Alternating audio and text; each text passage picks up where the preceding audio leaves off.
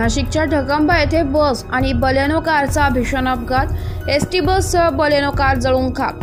बसमधील व कारमधील काही लोक भाजल्याची माहिती समोर येत आहे। जखमींना रुग्णालयात दाखल करण्यात आलंय। नाशिकवरून एसटी बस वणीकडे जात असताना वणीकडून नाशिकच्या दिशेने कार येत असताना समोरासमोर बलेनो कार आणि एसटीचा समोरासमोर धडक झाल्याने एसटी बस आणि कारने जागीच पेट घेतला। अपघात इतका भीषण होता की धडक होताच एसटी बस व कारने जबर पेट घेतला।